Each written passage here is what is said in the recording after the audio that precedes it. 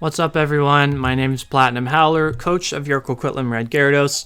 Today I'm bringing you the finals of the PCL D-League versus the Blazin Squid and his Toronto Totodile. His team is on the right side of the screen. His two Z users are Victini and Alolan Executor. So this is going to be, at least for me, the most anticlimactic finals match ever. I was really excited to be in my first finals game of my draft league career, but given the events of the last week, I really have a tough time mustering the energy to do anything at the moment. But I have this team that is kind of similar to the team that we brought against Blazin Squid week 9. There are a couple changes, and I will go over those real quick. We have our Tapu Koko, of course. This is going to be, as weird as it sounds, a switch into Zard Y. The reason being is that I think that he's going to be forced into bringing a certain Zard Y set, anticipating me to be Air Balloon Heatran once again. Last time he brought Dragon Dance that could not touch my Heatran with its Air Balloon still intact. So I feel like this time he's going to bring a special variant with Substitute and 3 attacks, which is why I have my Koko here to be the initial switch into the Charizard. If it sets up a Substitute, I can Volt Switch out against it and then go into my Heatran. And my Heatran, you will see, is kind of a wonky set. I'm trying something very different this time. So yeah, that's going to be the Koko. Next we have Staraptor, which is the same spread as the first time, but instead of leftovers, we are running Choice Band, just for some extra damage against this team. Keeping Staraptor healthy with Roost is not really that important, because almost anything, his team is so offensive, he can bring in so many different things to revenge kill me. So like Tapu Lele almost OHKOs me with a Psychic. So I'm not really bothering preserving HP on this time. I'm just trying to go a slightly more offensive route while still having something that I can switch in against the Zygarde. And I have a couple of things to outspeed the Zygarde this time, because last time I really didn't prep that much for it in terms of trying to outspeed it. I just had my Staraptor to beat it, and basically nothing else. So we are Choice Band with Defog though, just an emergency Defog in case he brings Sticky Web Arachnid again, and I have to get rid of them because 5 out of 6 Mons on my team are grounded and will be slowed down by Sticky Web, and I don't want that to happen. So before we had Roost and Brave Bird on this Staraptor, and this time we're going to have Quick Attack, which I am aware will not be doing anything in Psychic terrain, so I'm going to have to be very careful about when I click that. And I also have U-Turn from Momentum, which could potentially give me switch advantage. I may not want Staraptor staying in against certain things, you know. So we have Drapion, which is Choice Scarf once again. It's like the same set as the first game, except I have Ice Fang over Rock Slide. Rock Slide was meant to outspeed or hit the Charizard, but I'm playing this match under the assumption that I will have Rocks up for the entirety of the game, because last time he didn't bring any hazard removal. If he wants to this time, his hazard removal matches up extremely poorly against my Golurk. So I'll get to the Golurk in a second as well. But we just have Ice Fang this time instead. Again, that's for the Zygarde, and that should easily be OHKOing the Zygarde if I need something to outspeed and knock it out. So yeah, this is basically something that I can switch into the likes of Lele, Zeraora. We'll see, depending on what he wants to go for and such. This got the kill on the Victini last time, so we might be able to do the same thing this time. I don't know if he expects Pursuit on my Drapion this time, but I don't have it. I wanted my other coverage options, and now we have Tyrantrum again. So this is the only team that we've brought Tyrantrum against this season. We brought it for the first time in Week 9 and the second time now. And instead of a Choppleberry Rock Polish set this time is going to be a Choice Scarf set. So we have dual Scarfers with our Drapion and Tyrantrum. This guarantee outspeeds Max Speed Zygarde. So there's no point in like running Jolly Max Speed because Jolly Max Speed Scarf doesn't outspeed Zeraora anyway. So I believe last time he actually EV'd his Zeraora to outspeed Jolly Scarf Tyrantrum, so I'm just going Adamant Max Speed for as much damage as I can. Close combat from Zeraora should not be OHKOing me unless he's like Adamant Life Orb or something. And also Scarfed 1,000 Arrows from Zygarde does not knock me out. So that's really cool. Tyrantrum's nice natural physical bulk coming in clutch this week, hopefully. So we are Scarfed with Stealth Rocks, and this is most likely going to be my lead. I hope that this time he actually brings a switch in to the Tyrantrum, and I can scare him out into that switch in immediately as I get my rocks up and keep them up for the rest of the game, because I have a physically defensive Golurk that can spin block and deal decent damage to his potential rapid spinners, being Claydol and the Hitmontop. And we have Z Fly on Golurk with no attack investment. So this way I can actually deal damage to the Hitmontop, and he can't just like try to get a Toxic on me and wear me down like that. I'd like to get damage off against the Hitmontop so that I like don't feel forced into making this switch every time when the Hitmontop comes in, because I know that he wants to go for Rapid Spin and I don't want to let that happen.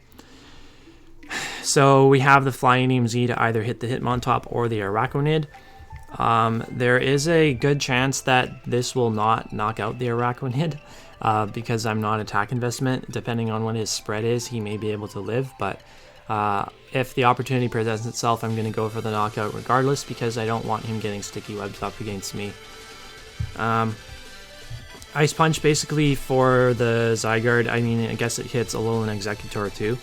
And then Shadow Punch can hit the Tapu Lele and the Claydol and stuff like that. Earthquake is also for Alolan Muck, so I can come in, I can actually not take a whole lot of damage from knockoffs from him, from either the Alolan Muck or the Zeraora.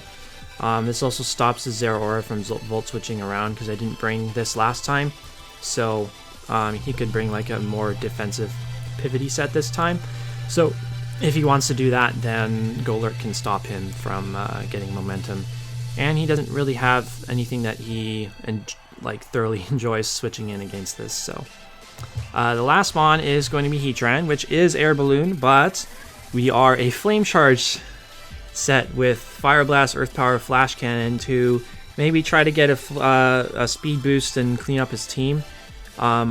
So in order to do this, I believe that I have to have the Zygarde down below 50% to feel comfortable knocking it out with a Flash Cannon.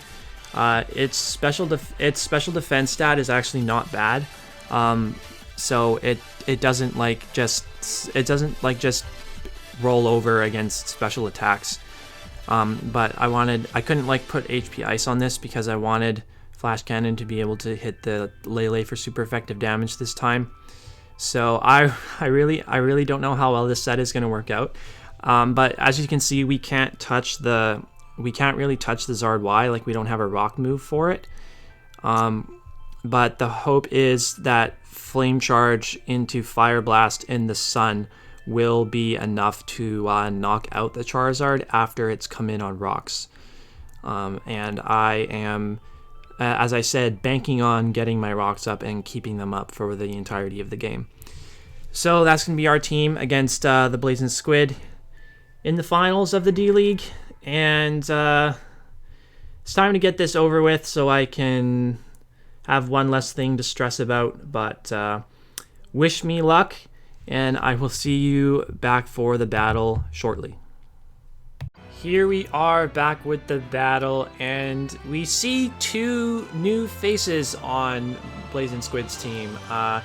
Rather than the Victini and the Araquanid to round out his team, we see the Hitmontop and the Alolan Muck. I definitely was expecting Hitmontop to come this time to be a switch into the Tyrantrum, and I think Araquanid was a pretty safe bet to leave on the bench. But we actually do see the Alolan Muck this time as well instead of the Victini, which I think we should be able to handle all right. We do have a number of things that can deal big chunks to it. I wasn't really thinking that much about what his sets could potentially be based on his team composition. I was just thinking about getting the game over with, so without further ado, let's start the battle. I am leading with my Tyrantrum, as I pretty much planned out from the start, just to get rocks up and hopefully pressure whatever he decided to lead with out into his Hitmontop, and then I would be able to go into Golurk and prevent him from spinning those away. So, as we know, the Zeraora is going to be faster than my Scarf Tyrantrum no matter what. And we're going to see him go for a bulk up on the first turn as I go for my Stealth Rocks. And that is immediately a big problem. I obviously cannot stay in because I am Choice Scarfed in Stealth Rocks, which in hindsight was not very good prep on my part, but we'll talk on that afterwards. So Golurk is my default switch into this, and he actually predicts the Golurk to come in and goes for the knockoff, but thankfully it's still not even doing 50% to me. So I can at least stay in here and get off an Earthquake against him, but he makes the smart play and goes for a second bulk up so that he will get the extra boost in attack to knock me out with a knockoff on the next turn. And he also gets the little bit extra defense boost to take the Earthquake even better, and he takes pretty much nothing from my Earthquake after eating his Shuca Berry. So he's going to go for a knockoff on that turn. I switched back into Tyrantrum because I thought that Tyrantrum would at least force him to click Close Combat and lower his defense so that I could do I could chip away at him easier with the rest of my team. But unfortunately, he gets a crit on the first knockoff, so all he has to do is click knockoff again rather than Close Combat to knock me out. So that really stinks. So now I go into my Heatran after the Tyrantrum goes down, and I have to bait him to go for Close Combat because I need his defense to be down in order for me to actually deal damage to him. So he goes for Close Combat there, and it's doing just about 50% to my Staraptor. And I have to go for a Quick Attack because he could just knock me out with Plasma Fists. But I kind of regret not making the prediction that he would go for another bulk up right there. And I could have potentially clicked Frustration. Even if he had gone for the Plasma Fists to Plasma Fist attack against me, it was gonna knock me out regardless. So there was no drawback to me clicking Frustration there, but it would have been basically me making a hard read that he was gonna go for bulk up right there and not attack me right away.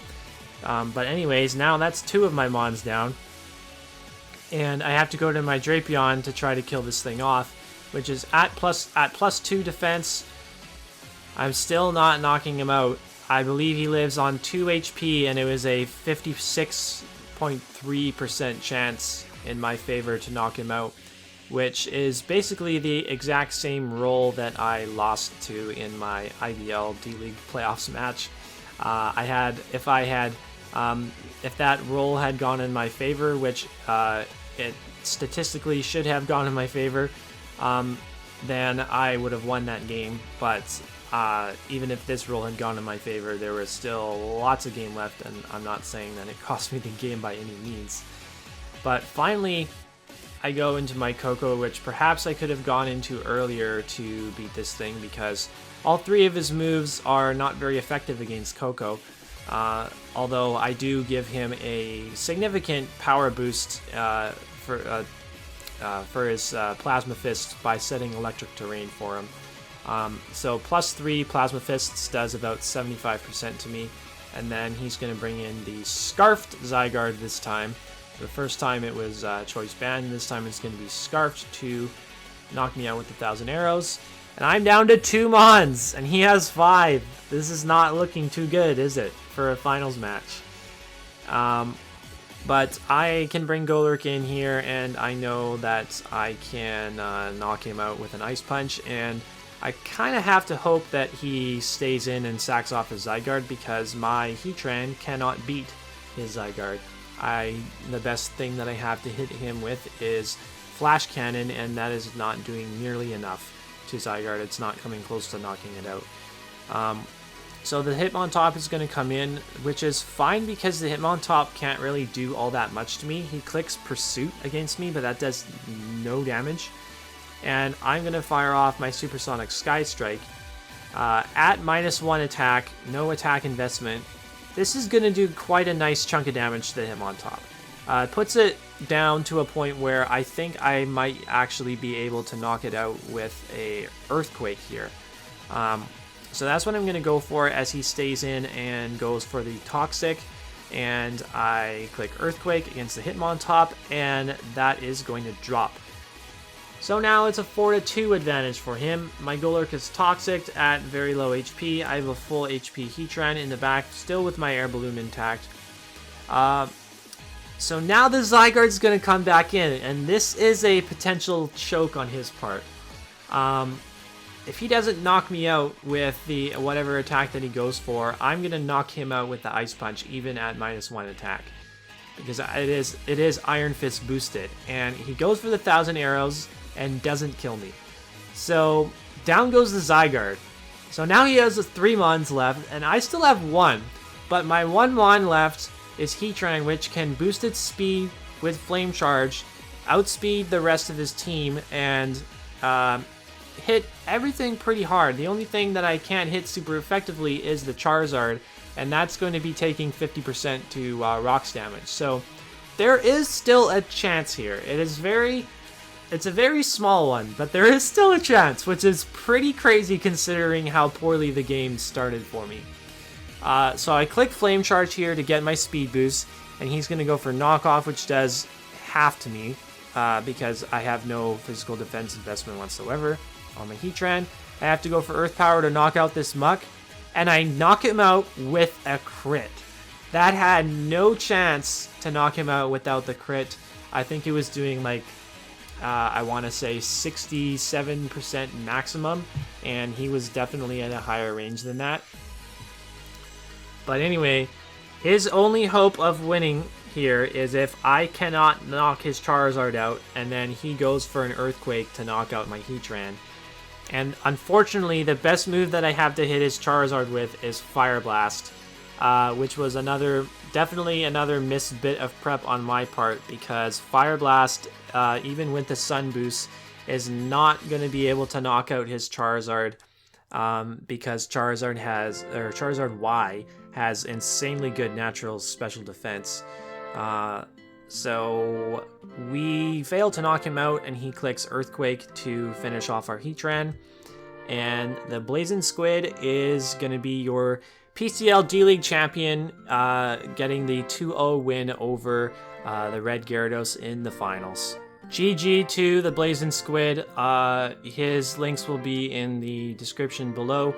Make sure you go check out his live commentated side of the battle, and I believe he will also have a extended little interview portion with me after the battle. I hopped on a call with him and had a chat, and it took me a while to realize that he was still recording his video, but it's a good chat, and yeah, so if you want to hear more about what we were talking about after the game, then that could be cool to listen to. It's pretty remarkable how this game turned into probably one of the worst finals matches ever into actually quite a close game in the end. Bulk Up Zeraora just completely ran through me. It was a great set, and he made a great play. Going for the knockoff as I switched in my Golurk on the second turn of the game. Had he not made that play, like if he had gone straight for close combat, I think Golurk would have been able to 1v1 that Zeraora, or at least it would have saved me from having to sack my Staraptor or sack my Drapion on top of that. Now, in hindsight, I don't think Scarf Tyrantrum did anything for me here. I could have scarfed something like Staraptor instead if I wanted a secondary Scarfer in this game. I think it would have been a lot smarter to bring Sash, just so that I could lead with it and guarantee that my rocks get on the field. And he would have at least had to have feared Scarf on my side, and he might have been pressured out into the Hitmontop regardless, and I wouldn't have been locked into Stealth Rock, so I could have stayed in and potentially got some damage off against the Zeraora. Forced him to go for close combat and lower his defense once again so that I could actually do some damage to him with my Scarf Drapion. Even then, if I had brought a optimal Heatran set with Ancient Power over Fire Blast, I would have won that game, because from 50%, I definitely would have been knocking out Charizard with a 4x super effective Ancient Power. And then the Tapu Lele, as it turns out, did not have a way to hit me. All he had was Psychic and Moonblast. He didn't have Hidden Power Ground on his set. He did the first game, but in this game he didn't. So I would have definitely been able to 2-hit KO the Lele from that range, and I would have ended up winning the game 1-0. I also kind of wish that I had put Pursuit on my Staraptor so that I could have got the proper chip damage off against the Zygarde that I needed, but as it turns out, I couldn't even save my Staraptor to switch into his Zygarde because I needed the Intimidate drop against the Zeraora. I guess that's what you get when I put off prepping for the game. And that's not something that I wanted to do. It just kind of happened due to the bullshit that I've had to put up with in real life this last couple weeks, or not really couple weeks. It's just really been a week, but unfortunately, it's really drained any motivation that I have to prep seriously for these games. So I kind of left my prep to the last possible minute, and it definitely wasn't as optimal as it could have been. The one Mon that did put in the work was definitely Golurk. 2 kills in this game, dying to Hitmontop's Toxic. I'm pretty sure it's the first time that I had brought a Golurk that wasn't Adamant. And like, I'm pretty sure every time I brought Golurk, it was like Adamant Max Attack, and then it had some form of either speed or like HP special defense investment or something. So it was a very different Golurk set that I was used to bringing for the rest of the season. But I do have to say, I really enjoyed using Golurk this season. I'm so glad that I picked it up in free agency. It was a great addition to the team. I think hands down, if there was an award for best tier 5 mon, or best like low tier mon, that I think Golurk should win. Now there's another mon on Mop of Justice's team, Wigglytuff, that probably would have been in contention for that, but personally I think Golurk should have won. Anyway, of course I'm biased because it was on my team and I would have been pushing for it, but there are no such awards anyway, so the only awards that they hand out are the Champions title to the person who wins the finals game, and that was not us. That was the Blazin Squid, who is now a multiple-time Draft League champion. I think he already was before, but he is a multiple-time Draft League champion this year, at least, in 2019. And sadly, we are going to have to wait a little bit longer, work a little bit harder if we want to finally win one of these gosh darn Draft League Championship titles. So now it's time that I give the proper thank yous to all of the people that have helped me out throughout this PCL D-League season. First of all, thank you to Austin, aka Garchomp the God, the commissioner of the PCL, for inviting me to participate in this season. I was a little unsure at first as to whether or not I wanted to take this on, especially since, you know, baseball season was getting underway, but obviously I'm very happy that I decided to join because I had a very successful season, making it to my first ever finals. So thank you so much for inviting me, and also to the rest of the PCL admin crew for maintaining the dock and keeping a smooth season overall. Also, thank you to the rest of the PCL D-League coaches, as well as the PCL main league coaches, for making me feel welcome as part of your community. I hope that I can continue to be a part of this great community as PCL makes its transition into the Generation 8 games. You won't be seeing much PCL content from now until Generation 8, probably until 2020. PCL is competing in the Pokemon Grand Prix League War. I am not representing PCL though, I am representing the Breejex. As whether I will be uploading any of those games, I am unsure. I'm thinking probably not, but I would like to if I can make it work. Thank you to all of the people that gen teams for me this season. Mainly Ruppy, of course, as well as Diet Tight. When Ruppy wasn't available to help, or if I had just left the build to the last minute or something, Dai was always there to pick me up with his ridiculously speedy genning. I don't know how he does it. I swear he is a genning magician. I'd also like to thank my friend Ian, aka Electricity, as he is known on Discord. I'd like to thank him for the roster advice that I often go to him for. I know that I asked for his approval basically 2 weeks into the season when I was thinking about making transactions to my team. I didn't like the way that I drafted, and I felt like I needed to switch some things up. So Ian gave me the thumbs up on those transactions, and I always value his opinion on how to compose my draft league rosters. So thanks for that, and thanks for continuing to give your input on my drafts.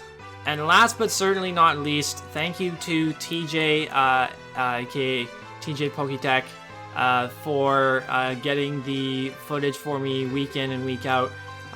You might have noticed a drastic increase in video quality in the latter half of the season, and that is because my friend TJ bought this fancy new laptop that can run Citra at like 30 frames per second, whereas my Citra only runs at around like half that speed. I don't know why. My computer should be able to handle it a lot better than that, but either way, I love you, TJ, for the new laptop and the awesome video quality that I've been blessed with for the last month or so.